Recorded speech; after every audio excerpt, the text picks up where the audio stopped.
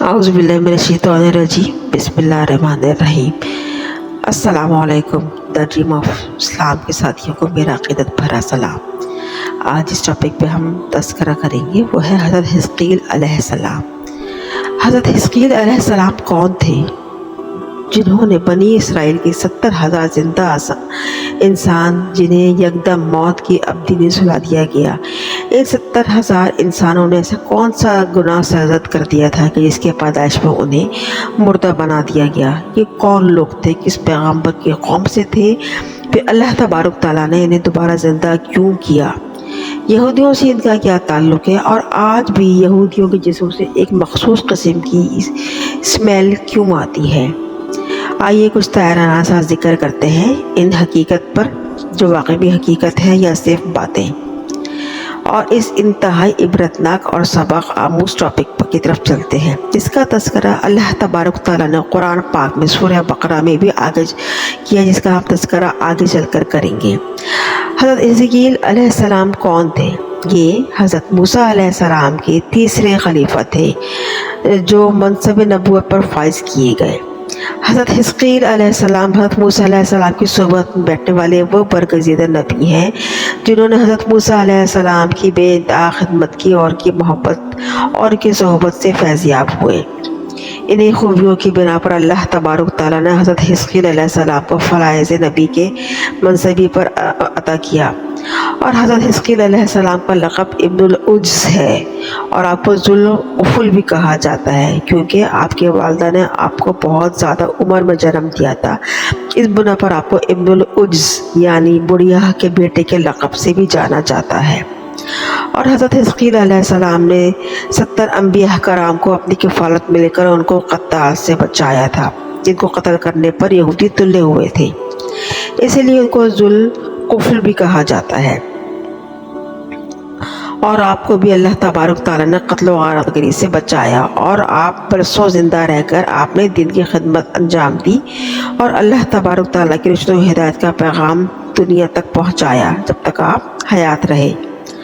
अब जिक्र करते हैं उन 70,000 अफराद का कि जिनको मौत की नींद सुला दिया गया, फिर किन वजूहात पर इनको बहक्म अल्लाह दोबारा ज़िंदा कर दिया गया। बनी इसराइल के ये 70,000 लोग हज़रत हिज़्क़ील अलैहिस्सलाम की कौम में से थे और ये लोग हज़रत हिज़्क़ील अलैहिस्सलाम के शहर में ही आबाद थे। लेकिन जब उस इलाक़े में ताउन की वबा बहुत शिद्दत के साथ फैली तो उन लोगों को मौत का खौफ तारी हो गया और ये तमाम लोग मौत के खौफ से अपना शहर छोड़कर जंगल की तरफ भाग पड़े और जंगल में जाकर आबाद हो गए और वहीं पनाह ले ली। तो अल्लाह तबारक तआला को उनकी ये हरकत और ये बात बहुत बुरी लगी और पसंद ना आई। चुनांचे अल्लाह तबारक तआला ने अज़ाब देने वाले एक फरिश्ते को इस जंगल की तरफ रवाना किया और फिर हुक्म अल्लाह वो फरिश्ता जंगल की तरफ रवाना हुआ और जंगल में पहुंचकर एक पहाड़ के पीछे उसकी आड़ में छुपकर उसने एक ज़ोरदार आवाज़ निकाली और वो अल्फाज कहे कि मौतू यानी सब लोग मर जाओ। चुनाचे तमाम 70,000 लोग अल्लाह तबारक तआला के हुक्म से एकदम अब्दी नींद सो गए यानी मर गए।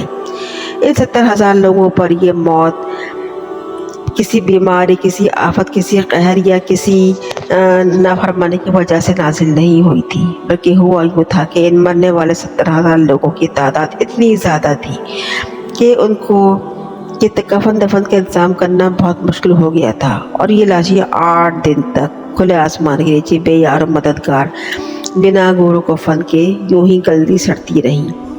और इनमें से जब बहुत बुरी तरह ताफून उठने लगा तो यहाँ तक कि वो ताफून की बदबू चारों तरफ फैलना शुरू हो गई और पूरे शहर में फैल गई। चुनांचे कुछ लोगों ने इन पर रहम खाते हुए के चारों तरफ एक बड़ी दीवार खड़ी कर दी ताकि इनकी लाशें दरिंदे ना खाएं और इनकी लाशें महफूज रहें। फिर ये 70,000 अफराद मुर्दा लाशें यूँ ही सड़ती रहीं। फिर अचानक हज़रत हिज़्क़ील अलैहिस्सलाम पर गुज़र इस जंगल से हुआ और जब हिज़्क़ील अलैहिस्सलाम ने अपनी कौम के 70,000 लोगों की अचानक मौत के बाद इस तरह बुरी हालत में उनको देखा तो इंतहाई गमगीन और अफसरदा हो गए और उन बेगोर कफन लाशों पर रोते हुए बहुत ज़्यादा कतार रोए और बहुत गमगीन हुए और रोह रोह कर अल्लाह ताला से गिड़गड़ा कर दुआ मांगते रहे कि ए रब्बुल आलमीन, ए मेरे रब, میری قوم کے لوگ تھے جو اپنے کم عقلی اور نادانی کی وجہ سے یہ غلطی کر بیٹھے اور موت کے ڈر سے شہر چھوڑ کر فرار ہو کر جنگل میں آ گئے۔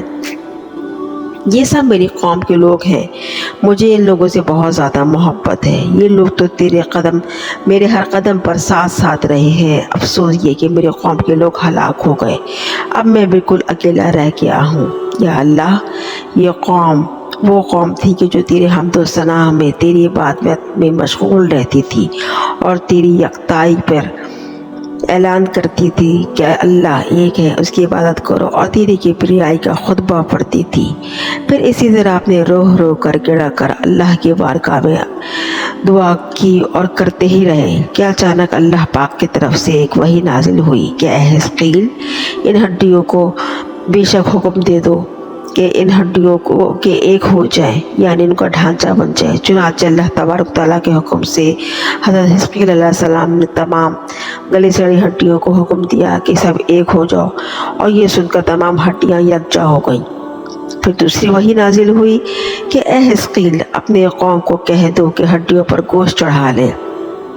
چنانچہ یہی پیغام حضرت حزقیل علیہ السلام نے ان مرے ہوئے لاشوں کی طرف کہا کہ ان ہڈیوں پر گوشت چڑھا لو۔ سو ایسا ہی ہوا کہ ہڈیوں پر گوشت چڑھ گیا۔ اور پھر تیسری وحی نازل ہوئی کہ اے حزقیل، اپنے لوگوں سے کہہ دیں کہ اے لوگوں اب اٹھ کھڑے ہو، اور اے ہڈیوں اب اٹھ کھڑے ہو۔ تو حضرت حزقیل علیہ السلام نے ان کو کہا کہ اے ہڈیوں اب اٹھ کھڑے ہو، تمہارے اندر روح ڈال دی گئی ہے اور تم میں گوشت جمع کر دیا گیا ہے۔ چنانچہ حضرت حزقیل علیہ السلام کا حکم پاتے ہی تمام مردے اٹھ کھڑے ہوئے اور پڑھنے لگے سبحانک اللہ لا ہوا وبحمدہ لا الہ الا انت۔ اس طرح جب یہ 70,000 افراد اٹھ کھڑے ہوئے، یعنی دوبارہ زندہ کر دیے گئے، تو تمام لوگ اس جنگل سے نکل کر دوبارہ اپنے شہر میں آباد ہو گئے اور اپنے متعین کردہ عمروں تک زندہ رہے۔ ان 70,000 لوگوں پر زندہ ہونے کے بعد موت کے کچھ اثرات مرتب رہے۔ وہ یہ تھے کہ ان کے جسموں سے ایک عجیب غریب قسم کی کراہیت والی بدبو آنے لگی تھی، جیسے کوئی چیز سڑ گئی ہو، اور ان کے آنے والی نسلوں میں یہ چیز منتقل ہوتی رہی۔ ان کے جسموں سے عجیب و غریب سڑن سی بدبو آتی، جیسے کوئی جاندار مر گیا ہو، اور کپڑے بھی پرانے میلے کفن کے معنی نظر آتے، چاہے وہ جتنے ہی صاف کپڑے پہنتے، لیکن ان کے کپڑے یکدم ایسے ہو جاتے جیسے قبر کے اندر کفن میلا ہو جاتا ہے۔